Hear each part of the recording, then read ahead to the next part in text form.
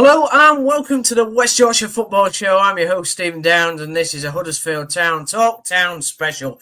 We've not been on for a few weeks just to various reasons, but it's been an interesting few last couple of weeks to be honest. Trump's talks about eating dogs, Starmer's robbed a load of pensioners supposedly, Town's lost 3 in a row, we've had various men sent off, loads of penalties being given against us, Michael Duff's been banned and fined by the EFL.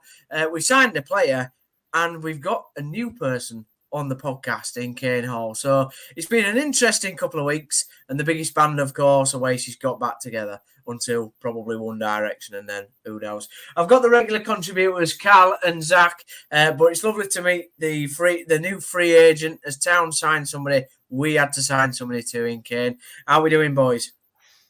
Yeah, all good. Thanks for having us, Steve. It's all right. Nice to have you on the pod, Cal. Zach, are we all good? All good, mate. All good. Ready and raring to go. Good. Yeah, spot on, mate. Nice to have a proper journal amongst the ranks, so that's good to see. Yeah, that? Me and Callum don't count. I definitely don't. And obviously we've interviewed Mr. Nagel himself since we last had one of these Talk Town specials. We've even put an agenda together tonight because obviously it's been the international break and nobody cares about England in the Nations League. So let's get straight into it, really. The first thing we're going to do is sort of review the season so far, as we always do on these international breaks. We were supposed to play Blackpool, but that has been rearranged because we've had 4 internationals. I don't know if any of them played, to be fair, but we've had them go. So, yeah, I'll come to you first, Kaine, since you're new here. What have you made to Town start to the season, really? Yeah, well, I enjoyed pre-season. Obviously, I was lucky enough that the club asked me to commentate on a few of the pre-season games. So getting to see the way they did up at Harrogate and Austria. I really enjoyed what Michael Duff's trying to do with the team. You can see that the formation, the structure, it's completely different to what the club's been about over the last few years. I expected Town to start well, obviously. There's a lot of good players on there. Still a lot of good players, regardless of relegation. I still think there's enough quality in there to go and win games. And as I've already said, with this shape and formation, you can see them that they're going to create chances. So getting the ball in the back of the net, that's another issue. But you create chances, you're going to get to the point where you are going to score.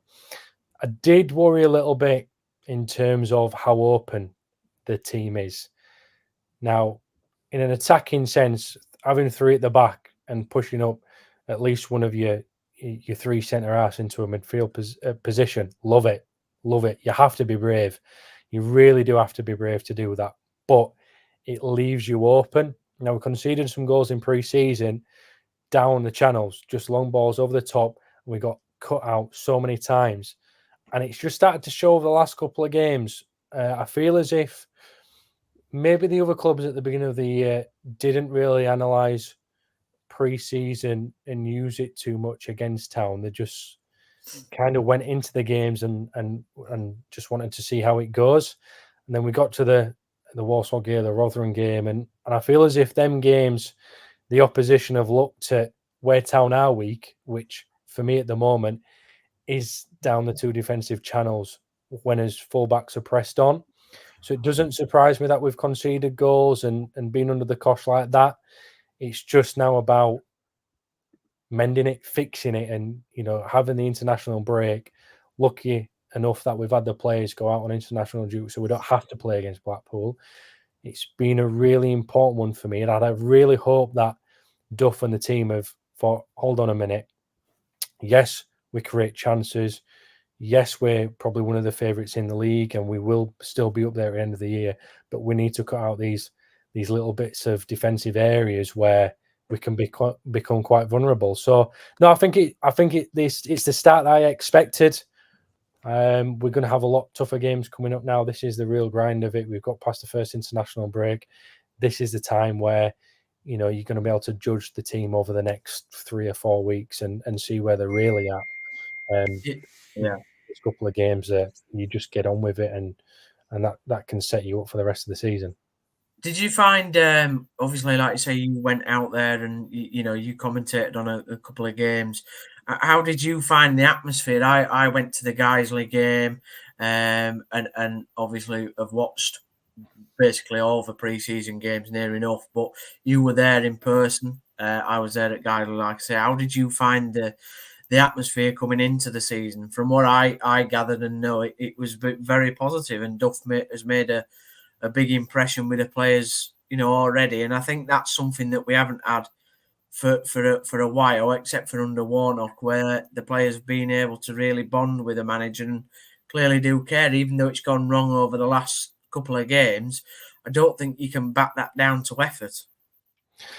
No, you can't back that down to effort. I mean, I don't want to give out too many of the trade secrets. I might not have been in Austria, but I certainly commentated on the games. But I was up at Harrogate, and the players seem to be taking on board what he's got to say, and stood right over him at Harrogate.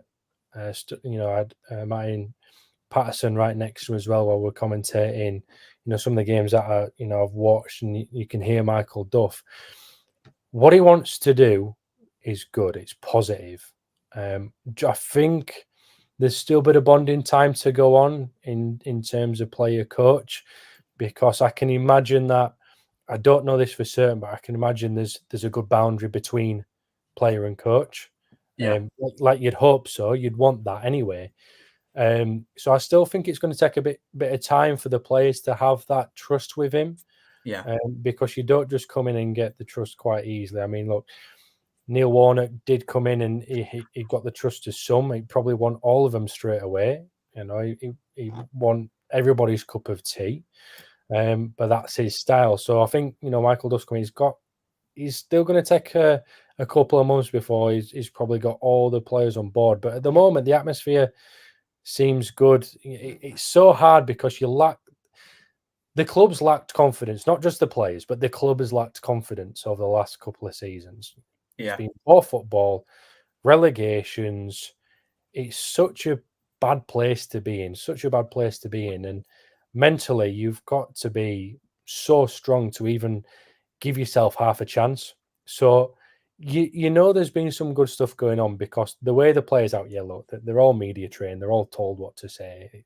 It's very obvious. They're like robots. But with some of them, I know, like Lisa, he's very good. He's very open about what he has to say about the club, and he feels if there's good stuff going on. Hoggy's come out and said it as well.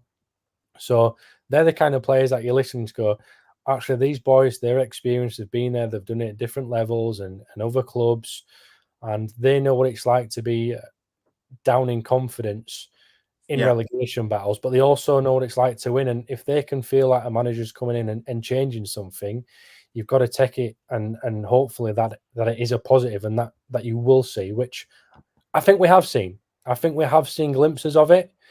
Again, going back onto the field, a few things to work on, but we're only at the first international break. There's still a lot of football to be played. Zach, the last week has not been the one that we wanted, really, whether you respect the cup competitions or whatever that we've gone out of, but it has put a bit of a blip on what has been a relatively positive start. It won, 3 out of 4 league games. There seems to be, things that we've even taken out of the wins that haven't been great, but it was a really positive start to the season, and it's just such a shame that, coupled with maybe the end of the transfer window, that last week has just not been the best.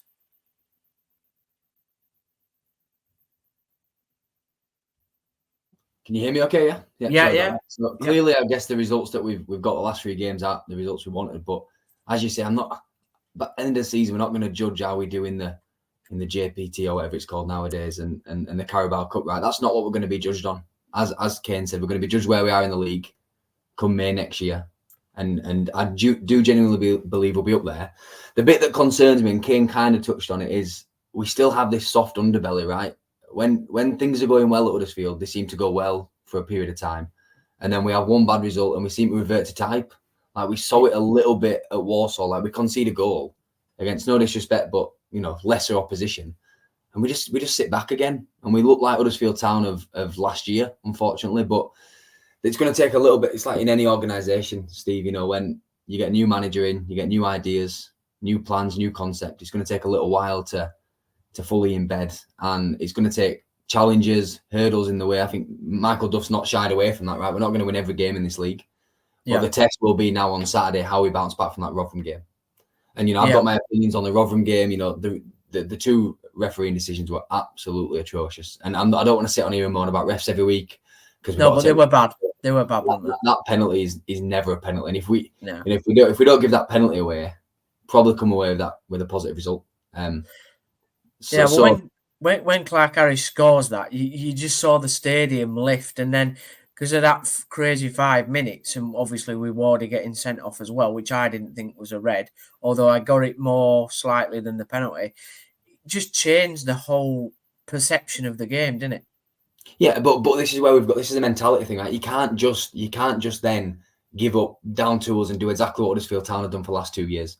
When the going gets tough, we've hid, and we can't do that under Duff. And I do believe that, as Kaine rightly pointed out, there is now this respect between player and manager, which has probably lacked. Obviously, it was there under Warnock, but it probably lacked before that and after that.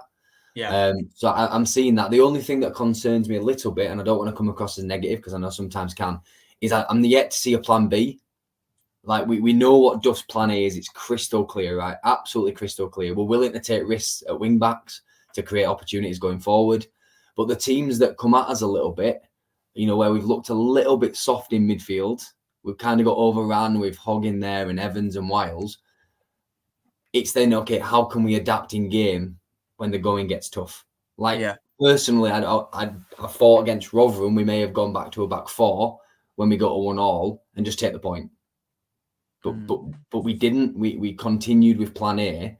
And as Kaine pointed out again, Peterborough, we shocked them because I don't think they quite understood how high our fullbacks were going to play, which then pinned them in. But you'll see the better teams in the division, probably Bolton at the weekend, will just take the gamble. They'll leave their wingers up and they'll say, right, okay, we're willing to take the risk. We'll win the ball back and we'll counter-attack because we know that when teams get at us with pace, we cannot defend. Yeah. Do you feel that with that risk, and he has got, like you say, a crystal clear plan A, which I don't think we've had under previous managers, probably not even under Warnock, because it was more of a kick rush style of, sort of play. But at least we've got a plan A. And I know if plan A don't work, we've got to change it. But I think Duff's a clever enough manager to change it. And I think that's why I really enjoy listening to him. I think we've had other managers in the past, and whether you'll agree with this, Zach, or not, where they've talked after games and sort of said about other plans, and then it's just been all sort of bullcrap. Where I think with Duff, he actually says what he means, and yes, we are yet to see it, but I think maybe that's because it's taken so long for him to implement plan A. Yeah, I mean, it's easy to say how you feel, right, when you've won 3 out of 4 league games. If plan A doesn't work against Bolton, and then that's two league game losses in a row, then the press conferences will change, right? They did at Swansea. When the going got tough at Swansea, it's not the same Michael Duff you see now. Yeah. He wasn't the same in his last few weeks there. But it won't get to that, right? Because as you say, I believe in Duff, and I think the fact that we have clear patterns of play, we haven't seen clear patterns of play for years at Huddersfield Town. Corberan was probably the last manager where you could actually identify the game plan, you could identify where we were going to hurt teams. The bit that frustrates me is we just didn't get that prolific striker over the line, because that's the piece of the jigsaw that we're missing. We're willing to take risks, and when you're willing to take risks, you've got to take your chances. And I'm not sure that we've still got that striker that's gonna kill teams off. No, well, we'll come on to the signing in a little while. But Callum, what have you made to the last week and the start of the season overall? Obviously, we've seen each other at a couple of the games and whatever, but I feel that there's just been a little bit of a turning point in the last week. But we need to remember that it's to turn this mentality around is going to be a slow burner. Yeah, definitely. I think, as a football club, Huddersfield Town have been on a downward trajectory for so long. It's going to be as strange for the players and staff as it is for the fans to see us sort of trying to fight to be up the top end of a league rather than trying to fight to stay in a division. So it's a whole mentality that's got to shift. But I've seen really positive things in the sort of opening start and the start to the season, and obviously, as Kaine said, we're only at the first international break, so a lot of football still to be played.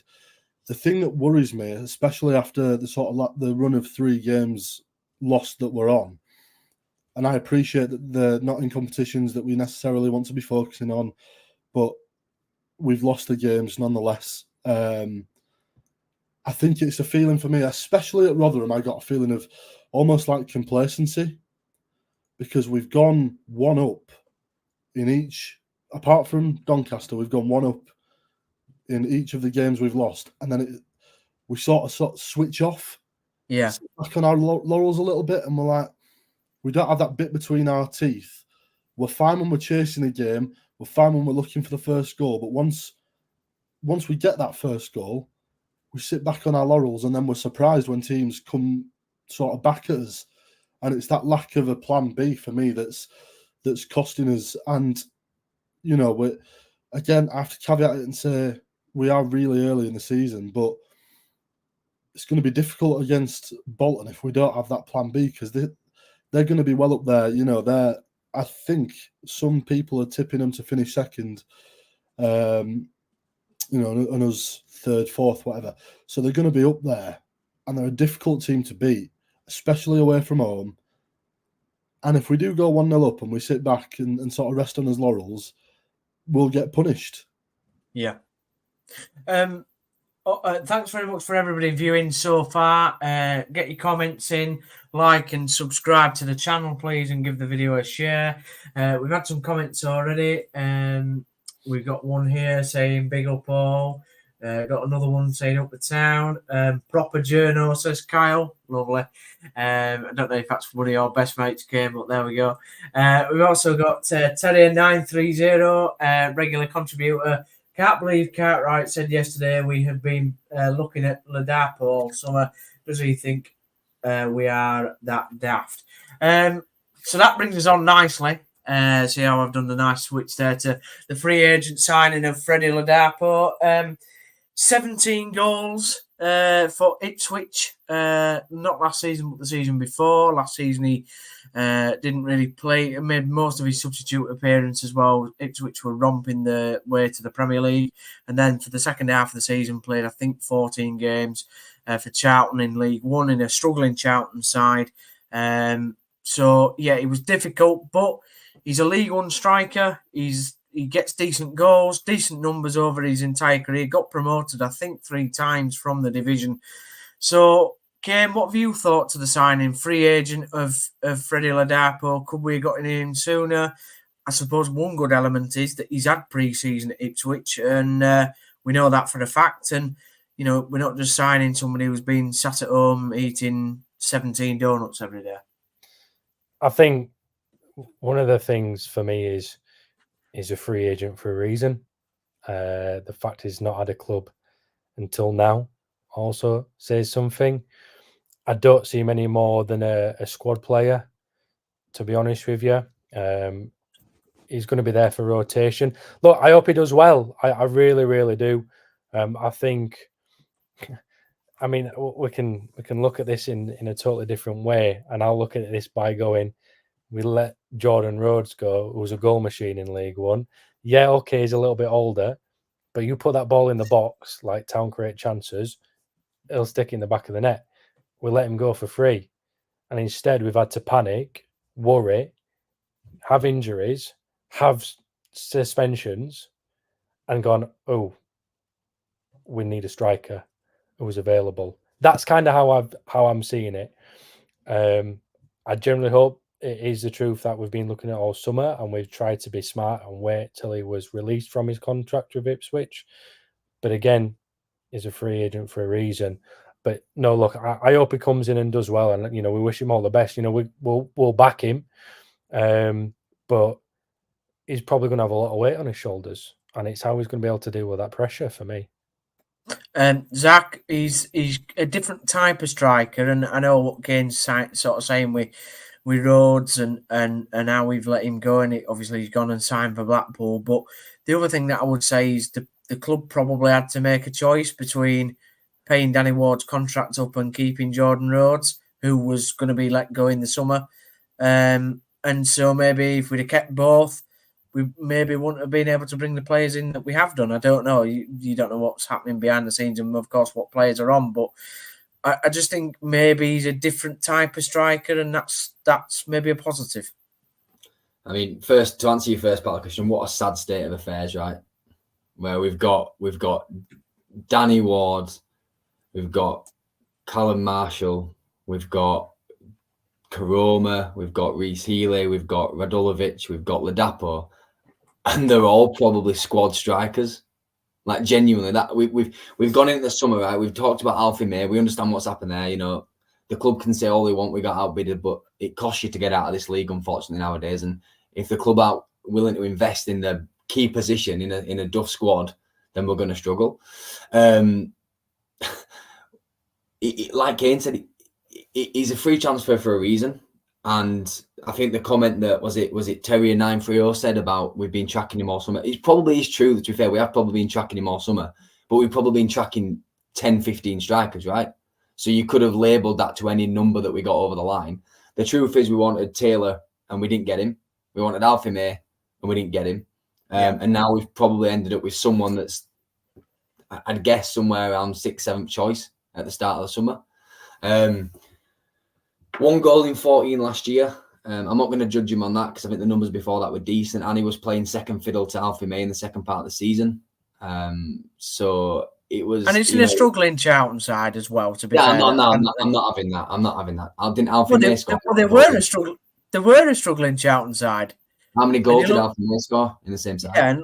Yeah, and look how many of them were from open play. That's an interesting stat as well. How many were from open play? Zach's back. Well, I'll be a politician here. I don't have the exact numbers on me, but I know that a lot of them. If we're quoting numbers, right? We're quoting numbers, right? Stats are stats. Yeah, Harry Kane's just scored 68 goals for England. No one's going to turn around in 10 years' time. Fact is, right? He's a free transfer for a reason. He's going to come in. I think he'll do okay. He's not going to set the world alight. He's not going to come in and score a goal a game like Alfie May is at Birmingham. A little bit underwhelming, the fact that we've had to scramble around in the free transfer market when we knew probably a year ago, 12 months ago, we knew we needed a new striker. Spent 2 million on Reece Healy, who looks like he's made of tissue paper. I think he's a great footballer. I think he'll come good, but end of the day, you judge on how many minutes you're on pitch and how many goals you score, as you rightly said, Steve. And he doesn't score many. None of them score. None of our strikers score goals, right? Which is a concern. No, but what the only devil's advocate that I will put up there is that, well, maybe it's not a devil's advocate, that I'm a bit concerned, Callum, that we've brought Ladapo in and maybe Reece Healy's injury is worse than what we are being told or is being expected. I don't know what, because why would we bring him in now when we could have brought him in, a week ago when they knew that Ipswich were going to let him go? I mean, it's not like it's not been probably a secret to Ladapo or something that he's going to be let go from Ipswich. Yeah, probably. That's probably exactly what's happened, which would be the most Huddersfield Town thing in history, potentially. But I don't have a problem with the signing because, like I say, he's got the potential to score the goals. Yeah. He's got the goals in him, provided he gets the service, which is a whole entirely separate problem. But I don't have time or energy to discuss that right now. Well, you have to. It's a podcast. What we're here for. Talk about the striker. Look, it's time to defrost negative Callum. He's coming back out from the cold. Right. But you cannot tell me that statement from Cartwright, which said that we've been tracking him all summer and we were just waiting for the moment that he was released from his contract. Yeah, all right, mate. Of course we were. We were sat there waiting. So it's all right, lads. We'll leave Alfie May. That's fine. We're waiting for this lad that's been frozen out at Ipswich to have his contract terminated. Then we'll battle. I nearly said a bad word then. Yeah, you did. But we're not gonna get demonetized. Cheers, mate. Then we'll bounce on. We'll be fine. I just feel like it's that in itself is quite disrespectful. I hope the lad does well. The player himself, fine.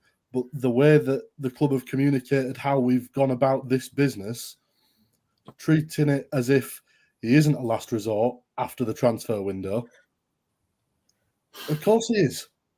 Yeah. Cal, just a question, Cal, for me. So that going back to that first bit, I agree with all that second part, by the way. But you said about lack of service. I think our strikers will get more service this year than they've probably had in the last 5. Genuinely, I think creating chances in the box won't be an issue. I think the issue still, the issue still is that we probably don't have a striker. And I'm going to say it, but I think Jordan Rhodes, would have been an absolute torture in this side. Like, just because Kaine's new, don't mean you have to agree with him. When someone's right, they're right, Steve. Exactly. Would you be surprised if Jordan Rhodes at Blackpool scores more goals than any of our strikers? No, but at the same time, Ladapo, that's for sure. No, but at the same time, he has how many has he scored already? I haven't seen him scoring a lot. He's injured, to be fair. Yeah, it'd have been perfect fit then, wouldn't it? Exactly. Didn't he get 16 goals last year at Blackpool on loan until he Yeah, but then he got injured. He missed the last third of the season. That's 16 goals. But what all I want to say, right? So Kaine, just coming back to you for a second, when you look at our strike force, and I agree with Jack, it's not good enough to say that we've got 6-7 strikers on the books, and none of them are good enough, except for I would say fit Reece Healy, who I think is actually a decent player, but unfortunately, as we've had many strikers over the years, they're not fit, or they're just not. They're never going to last very long. The thing with Ladapo is, though, you look at Alfie May and the situation there. Town were never going to pay 16 grand for a striker and £500,000 relocation fee. Birmingham have just blown everybody out of the water with that. The real disappointment for me was not getting Joe Taylor over the line. And I can accept that things happen in the transfer window, but if he was your second choice and you chase him for so long, I would have just gone and said, right, Luton, here's 2 million or whatever, 2.5 million. There you go. They probably would have accepted it because they know he's not going to play that much. Edwards don't want him. Yeah, but look, I'm going to defend the club a little bit here because they're looking at the long-term picture. If you spend so much money, it counts with your financial fair play, even in the EFL. If you go back up to the Championship over the next few years, look at they spent 2 million on Reece Healy. If that's what the figure is, I don't know off the top of my head or whatever it was. Yeah, spent 2 million.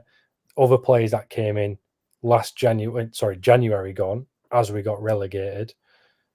That's quite a fair bit of money that the chairman's actually pumped in. That's probably going to go against us. So I think it does make sense for it being they were looking for the loan with Joe Taylor, with obviously probably looking to buy if Town were promoted, which makes total sense. But I have to back the club there. It's one of them. It's taken out of control. That's Luton not getting on there. I do get what's being said as well. If you want to spend it, if you want to get up, you've got to spend the money. But you've also got to be smart. Look, football isn't football, is it? It's a business. It's a business, and that's the unfortunate thing with it. Now they've just maybe some of the business has been poor, but would it have been a different story if Joe Taylor comes in? Would we still have to get Ladapo on a free? I think there's some players at this club which are good enough to be strikers. You mentioned Healy. I think Radulovic could be a fantastic player. He's just not fit. I think how many goals he scored when he did play one, and it were a beautiful finish against Stoke. You put that ball in the box to him, he could be one of them players like Jordan Rhodes who puts the ball in the back of the net. But after that, I'm struggling. Karoma, on his day, yeah, he's a good player, but it's on his day. When is his day? Every other 5? Yeah. He's not consistent, and he's not a central striker. Yeah, he's not a natural center, not a natural striker either. I prefer him on the wing. Also, opinion here, whether I'm going to interested to see what Zach and Cal think of this one. Danny Ward, not a striker. I don't think he battles enough. Don't think he wins enough ball in the air. Don't think he holds it up enough. All he wants to do is whip it in on his left foot and shoot. Yeah, but he's not quick. He's not quick enough for a winger now. He Well, was 12. He was 12 years ago when we had him in League One last time. It'd be so much better out wide right in a different system. I just don't think what he's being asked to do suits him. And I think that's where we're struggling, because you're asking a lot of players that don't suit the system as strikers. I think Callum Marshall, I think he'll do really well. You know, like what I've seen from him so far, a lot of energy. He just has to learn the men's game and on a new team, obviously. But obviously, I think it's been Ward and Karoma starting quite a fair bit, and you're asking two players to do something that isn't natural to them. But surely that will change now, Cal, with the signing of Ladapo. I can't see it being Karoma and Ward all the time. And Kaine does make a really good point. I wasn't sure on the young signing of Marshall, but I've been really impressed with him, to be fair, in the games that I've watched nearly every game, but the time that he's been on the pitch, he's been, quite good. He rats about, tries to win the ball. I mean, the goal against, was it Shrewsbury, where he went in for the tackle and won it straight back and made a goal and that, and then obviously scored. It was great. So do you think that'll change with the signing of Ladapo then? I think, or what I hope, is that we'll see a bit more in the players that Duff's brought in, like what we see in Callum Marshall, that intensity, that press, the sort of relentless running for the ball. Because I think what we've got, and I go back to the word complacency, is that a lot of the players that we've got feel like they don't need to earn a spot in the team. Players like, and I'm going to say it, and I'm probably going to get petrol bombed for this, but Hogg has been really, really disappointing for me. I think his hold-up play in the middle has been poor. He's misplacing passes. He doesn't look fit enough to get after the players that are around him most of the time. So there's a real distinct difference for me from the players that were there when Duff came in and the players that Duff has brought in. He knows what he wants from those players. They'll go out like Sorensen, Callum Marshall. They chase the ball down. They press high, really full of energy. And then it's sort of on the other side, you've got players like Danny Ward who will sort of limber about, hang about the box looking for scraps. And you can't do that in this system, because more often than not, the ball will be hung up for you, or the through pass will be put through to you. You won't be feeding off scraps. You can't do that in a Michael Duff system. We've had a few more comments. One here from Mark. I think Ladapo will be a decent service to thrive. Looking at his previous record, looks a good finisher, but perhaps lacking a wider player. We've got one here from Terrier 903. Says, heard today the reason why we haven't seen the player interview yet is because Ladapo has stubbed his toe in the core stand. Let's hope not. Let's hope that's not the case. James, it's just scraps again for us getting a striker, but he has a decent record in Ladapo not being injured all the time. Is that right? Well, yeah, he's played quite a lot in the last couple of seasons. We've also got Peacock, who's a Leeds fan, but I'll put his comment up nonetheless. He's a Leeds fan. I agree, bringing in a player that will probably just sit on the bench is not great business, good business, but you need a player that is going to make money. Cal, who's a Bolton fan, we're going to come on to the fixture this weekend. Evening, lads. Evening, Cal. And James again. Ward is average and always has been correct. So, Zach, where do we need to improve? What is the areas? Obviously, Kaine pointed out the soft underbelly, like you said, I think earlier on, but the sort of down the wings, the channels if our fullbacks are high. But where else do we need to improve? Do we think Duff knows he's three in midfield? And, a big question is, where's Herbie Kaine? Because I think he can make a big difference to this midfield. So you've just teamed me up nicely. So one of my points... I'm glad about that. Yeah, cheers, Steve. One of the points I wanted to make, mate, was about back to Cal said about Hogg. So look, I'm not going to sit on even slate Hogg because he's been an unreal servant, but there's a time and a place now for Jonathan Hogg, right? And it's probably the last 20 minutes of a game when you're 2-0 up. The way that you can combat the spacing behind the fullbacks is starting Hodge, in my opinion, because he's going to get he's going to get around the pitch. So when Sorensen pushes up, when Miller pushes up, he slots in as a left or a right back. So your space is then covered, and you've still got Evans and Wiles to get the scraps on the edge of the box. Yeah. The alternative to that, I guess, is when Kaine. I think Kaine's injured, isn't he? I think. Yeah, he is. Right. Yeah. Kaine's injured. Yeah. So when he comes back in, obviously he's a natural replacement for Hogg as well. So all of a sudden we have a much more of an athletic midfield, which is important when your fullbacks are going to push up in a back five, because you've got to cover them fullback positions so you can't get countered so easy. So yeah, I think for me it's without sounding brutal, it's just drop Johnny Hogg and get some youth in there with some legs, because ultimately that's what we need in this division. But is there a standard set three that you'd like to see most games? Because at the moment, take it sort of Herbie Kaine out of it, who's injured. You've got Evans, Wiles, Hogg, Kasumu, Yapienda, Hodge, who's come in. So there's a number of options there, really, that I don't think he's tried every combination yet. Is Kasumu not injured as well? Is he fit? Yeah, I think he was like 4. He was going to be out for a month, so I don't think he can be out for much longer. So I think for me it's a small sample size still, right? We've had 4 league games, and I think he probably didn't know his best midfield, because I don't think he's had them all available other than Peterborough away. Yeah. And what I will say is, and I'm not going to go back into Zach last season because I think I was a little bit harsh on Ben Wiles, but the last 2 games he has looked a little bit Ben Wilesy of last year. I thought he was outstanding the first 2 games. Honestly, I thought he was our man of the match both games. He looked athletic, he looked fit, he wanted the ball, created chances, scored goals. And look, you're not going to get goals from a centre midfielder every game, but the last 2 games, he just looks like he's put that caravan back on and he's been towing it around again. He looked a little slower, a little sluggish, taking an extra touch when he doesn't need to. But I think my midfield, to answer your question, I'm going about it a long way around, but to answer your question, I'd probably start, if all 4, 5, 6 midfielders were fit, I'd start Wiles, Evans, and probably Herbie Kaine, I think, if they're all fit. But there's an argument for a rotation of that, right? Because I quite like Kasumu at times when he gives you the legs, he gives you the battle, he gives you a little bit of grit that you need. And he knows the division. He was outstanding at MK Dons before he joined us. So to answer your question, I'll give you back a politician's answer. I think it's horses for courses, Steve. I think depending on who you're playing, you'd probably adapt your midfield to suit. Yeah, Cal? Your preferred midfield, is it? I'm going with politician's answer here and agreeing with Zach that for me it's horses for courses, and when we've got that many options in there, I think we probably should be rotating round at least 3.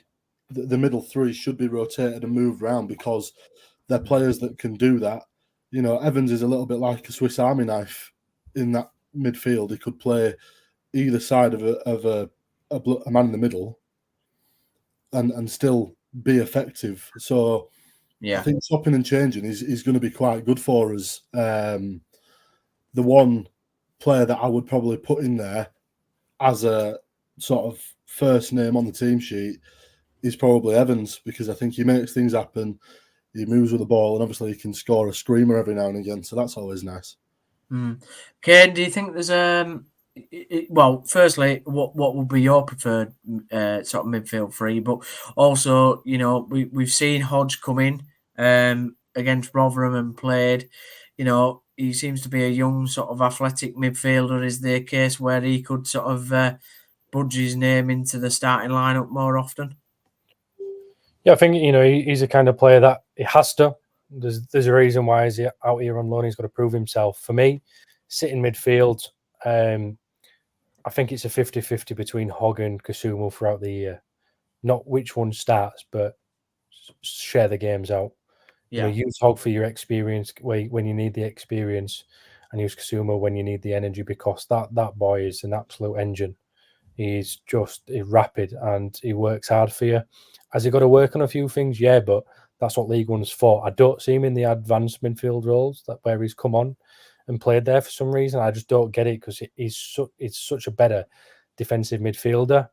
Now, in the 2 attacking midfielders, I agree what Zach said. I like Wiles at the moment. He's doing well, but yeah, just a rotation. I want to see Iopenda a little bit more. Really impressed with him in pre-season. So calm, so relaxed on the ball. Don't want to just see him for 5 minutes at the end of the game. Want to see him half an hour, hopefully start a few. Evans and Kaine, they're both your experienced players. Yeah. So I guess Wiles is as well, but it's going to be one of them two starting with one of the other three for me, which will be Hodge, Wiles, or Iopenda. And as Carl said, we've got the scope to be able to rotate, and that can add to the advantage for Town. When teams look at what they're up against, they'll set for certain players. When you can swap and change your midfield whenever you need to, and know you're going to add quality, it always gives you the upper hand. Yeah. We'll move on now to talk about the fixture this weekend against Bolton Wanderers. It's going to be a difficult fixture because, as Cow alluded to earlier on, I think they were a team that most people expected to finish probably second in the league. Obviously missed out last season when they lost to Oxford in the playoff final, which was a surprise, I think, for many people that Oxford beat them. How do we see Bolton as an opponent? They've not started the season the best. Do we think there's a bit of a playoff hangover there, Zach? Ian Evatt, he's under massive pressure from the Bolton fans. I have to say, looking at social media, you think that the pressure on Evans was bad at Rotherham. It's massively under pressure at Bolton. So is it again that really they're under more pressure than us to win? So I think they've had a tough start to the season, right? If you compare fixtures, I think I much prefer ours than the ones that they've had. Wrexham, I think they played Wrexham, Charlton, haven't they? Exeter away, I think, or maybe at home.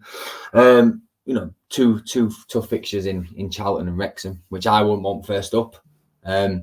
So they're probably bedding in as well. And they're a good side, experienced League One team now, which is mad because obviously growing up as a kid, Bolton were always a Premier League side. Some unreal players down the years, JJ Okocha being one of them. I think it's a tough place to go. If someone said to me now, here's a point, I'd probably take it. To be honest with you, I think if you can get a result away from home and win your home games, you're probably going to be up there at the end of the season. I'm a little bit nervous about their ability to get down in behind our fullbacks. I'm right in saying they tend to play with a couple of wingers, so there will be gaps there. And if they cheat and they decide they don't want to work back, then it's going to cause us issues.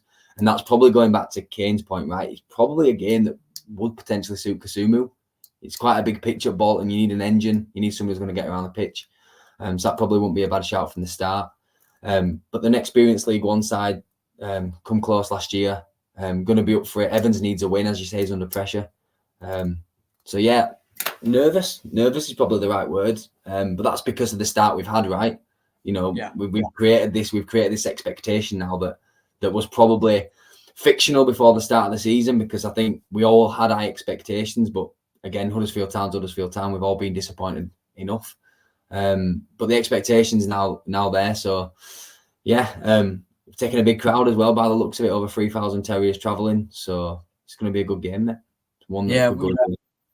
We've got Calver, Bolton fan, who's said we'll still all be up there come the end of the season, going through a bit of a tweaking formation and and lost a fair few players to injury in the first few weeks. Aren't we all? Yeah, aren't we all? Yeah. Bloody hell, cry me a river there. Cal, how do you where do you see that we can trouble Bolton? They've got some big old centre backs that can play decent football. So, and we've just talked about the horrendous striking options that we've got. Where do you think we can get the Trotters? I think they've looked probably the most under pressure when they've been pressed high, because of the size of that back line and because of the way that Evatt likes to move the players sort of up the pitch in transition. I don't want to see us try and go for the long ball, because we've seen it before. We'll hoof a long ball forward and there'll be no one at the end of it, apart from the opposing side's goalkeeper, or it'll go out for a throw-in. So I don't really like to see that, and I don't think we will need to see that, because we've got, I think a player like Sorensen's going to be pretty critical for us in this game, because if he can press high and sort of beat the first man, then we can sort of rush the box, get bodies in there, and it's all about that service again. I do think Bolton, the way they set up, the way they play, is the right sort of game for a Callum Marshall up front. Someone that can sort of dart about in the box, cause a problem, pop up sort of everywhere, because that back line is absolutely stacked with giants. You know, we want somebody that can sort of nip in and out and get on the end of maybe a loose ball or scraps from the defenders. Yeah. Kaine, looking at the fixture, we've got Lomvik at the back. I think he's personally, if he plays, going to be quite critical for this side because of the pace that he clearly has got, replacing Bolker. I mean, they've got some very good forwards up top, and they have brought in some, decent players in the window. So I think he's going to be crucial at the weekend, really, with his pace. But how do you see the two sides matching up at the weekend? Yeah, going to be a tight one. Going to be a really tight one. I get the nerves that Zach's feeling just because they're towards the bottom of the league at the moment and their start don't mean anything. Look at when Shrewsbury came to the John Smiths, bottom of the league, but wow, they probably deserve something out of that game. Can't take anything for granted. And I just think it's going to be who plays their shape the better. Going away from home, obviously, we know there's going to be a good crowd there from the town fans. They'll get behind the side, which they have done all pre-season, all games so far. Everyone loves playing away, and that really gets the fans up for it, which should push Town on. For me, I'll be honest with you, I think if they get a draw, the way things are at the moment, I don't think that's a bad result because, as we've all said, which we all agree, Bolton will start rising up that table anytime soon. But for me, it's a game of, there's quality in both sides. You're on about Longwick. He just looked a little bit nervous for me at the moment. I think Duff needs to decide whether he plays on the left or the right, not left and right of them three centre halves. Get a position, pick it, take it, make it your own.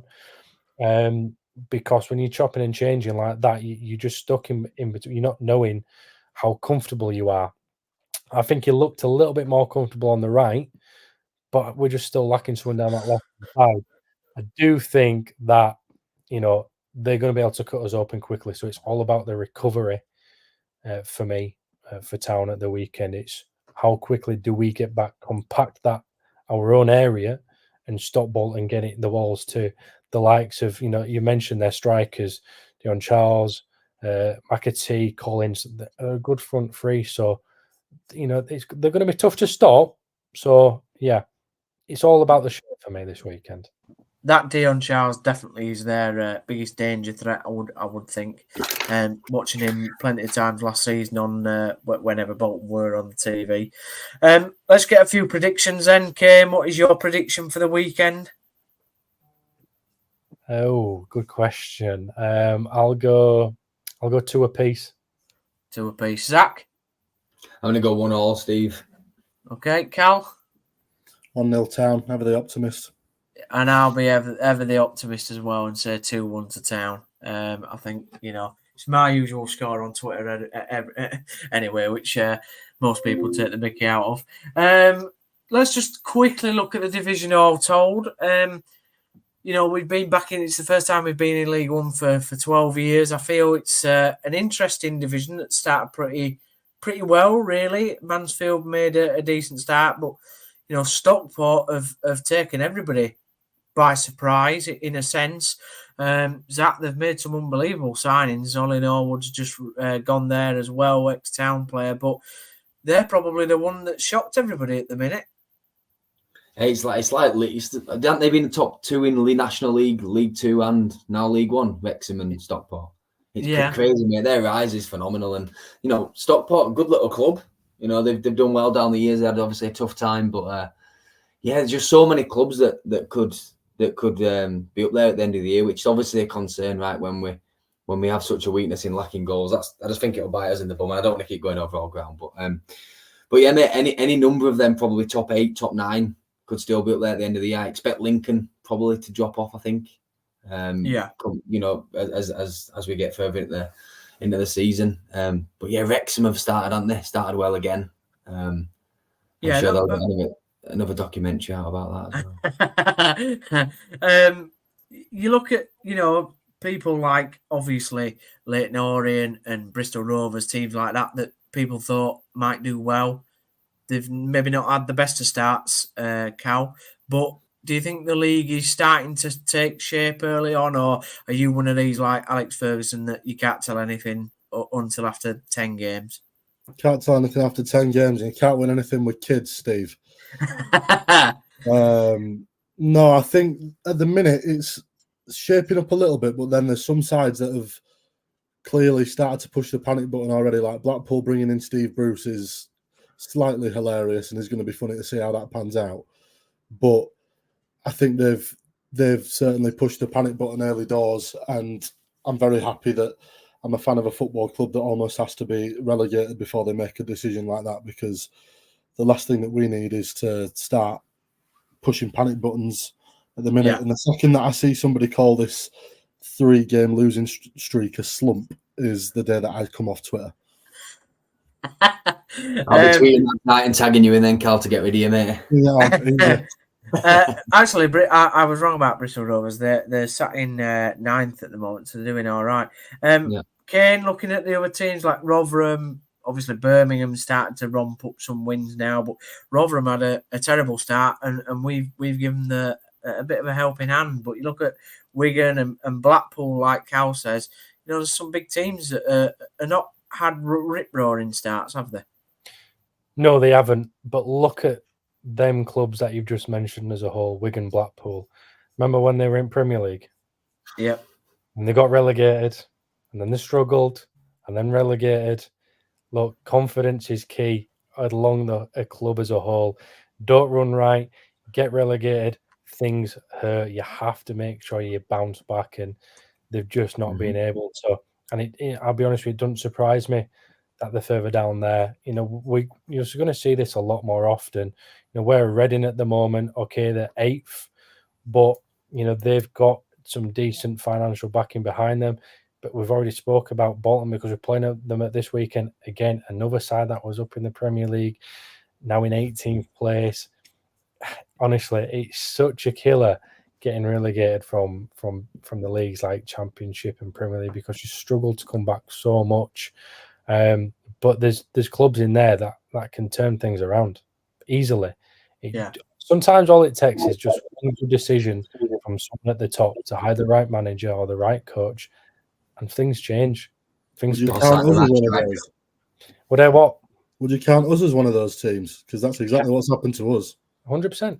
And that's the bit that terrifies me as well, Kaine, and that's why Steve made a point earlier, and I wrote it down. He said about, obviously, how can Huddersfield Town afford to pay 16 grand a week and £500,000 relocation? Well, we gave Danny Ward 20. Oh, that's not. We gave Danny Ward a 3-year contract and then sacked the manager that wanted him. We gave Ruffles a 2-year contract, and 4 weeks later sacked the manager that wanted him. Do you know how hard I've worked to get rid of that PTSD that you've just brought back? Nice ones. Look, these are the decisions, right, that hurt clubs in the long run. And I'm sure the likes of Blackpool, Bolton, Wigan, their fans will refer back to a certain decision that a club have made and said that was the turning point. And I just hope that having Danny Ward for 3 years on 20 grand a week and us not being able to sign. Okay, there's decent sources that have stated that, right? On 20 grand a week for 3 years, and that's the reason why we're signing free transfers up front, because of that decision. That's all I'm going to say. I'm not going to go into it any further, but just remember this podcast when we're here in 6 years saying, look, I'd be happy finishing 4th bottom in League 2. No, I agree with you. Look, that was one of the worst decisions I've seen this club make for a long time. It's probably one of the worst. It's genuinely one of the worst decisions that I have ever seen us make. And we've signed players like Diakabi, right? Contract was 3-year contract on 20 grand a week in the Championship. But come on, it's now time to turn things around. I think the club have gone down, but they've put some good infrastructure behind the scenes, and that's key. Wigan haven't, Blackpool didn't, some of these clubs that have come down, it's just been a downward spiral. Whereas at the moment, what we are seeing from the club and the chairman is actually, yeah, we are okay. We know what's happened is not great. Yeah, some of the decisions that were made not great, but we're going to try. We're going to try and do something back, and that's all we can ask for. 100%, man. That's kind of the point, right? To finish positively, right? Because I want to go into Saturday with loads of positive vibes, right? We could be a Portsmouth. We could be an Ipswich, right? We could be a Portsmouth. A great one. Some yeah, true. There's some fantastic example of clubs that have gotten to this pivot point, which we are now at a pivot point, right? We can go left or we can go right. The next 2 years are going to define Huddersfield Town for the next 10, right? If we're positive and we go right like an Ipswich, fantastic. We use the opportunity to rebuild, great. But you could easily be a Charlton, you could easily be a Bolton, you could easily be a Wigan, a Blackpool. List is endless, right? So that's my point, Steve. I'm not trying to be negative. I'm just saying that the bounce back ability of Huddersfield Town is going to define us for 10 years. I'm not sure that was the positive point that you intended that to be, because that's actually quite terrifying. Thanks, Zach. But people have to realise, right? You can't sleepwalk into what's going to happen at the club if we don't. But the positive stuff is that Kevin's don't use that term. Yeah, positive. Kevin's coming, hasn't he? He's coming, like Kaine said, great infrastructure behind the scenes, doing the right things at the club, getting the right people in the right positions. You know, not sacking our media team and downgrading the staff behind the scenes and making us a League One club. Behind the scenes, we're a Championship club. So now it's just getting that bit on the pitch, and it'll follow. And interestingly, Zach, on that point, to be fair, and a lot of people are, you know, have a go at Kevin on Twitter and whatever, and yeah, maybe, you know, some of the things or the decisions taken have not been the correct ones. But what I will say, which many chairmen we've seen over the years haven't done, is that although we got relegated, the day after we got relegated, he got the entire staff force together and said that nobody will lose the job. And at the end of the day, for a club like Huddersfield Town, you know, it's not Arsenal, it's not Man City and not Tottenham or Chelsea. It's the lifeblood of some of the, you know, of hundreds of people that work for the football club. So that is a positive that, you know, he came out and he did say that to the staff. 100%. I'm not. By the way, none of this is slating Kev, because look, I know. It's not just one person making them decisions, right? It's a collective. I'm just saying that the fact is now we get it right on the pitch. We're set up for success for long term, I believe. Just need to get it right on the pitch. So just to end, before we end, because I feel like we've gone we're back on the positive vibe again. Kaine, can you come up with one word of how you're feeling going into the weekend, and then I'll get one off Zach and Cal. But as the proper journal, I thought I'd throw you the question first because you're quick on your feet. Yeah, proper journal. Let's have some quotation marks around that. Just trying to give myself a bit more time to think here. One word to go into the weekend. Intrigued. Intrigued. Nice. Zach. Challenging. Nice. I like it. Cal. Trepidation. Oh, I tell you what. Who's a real journal now, eh?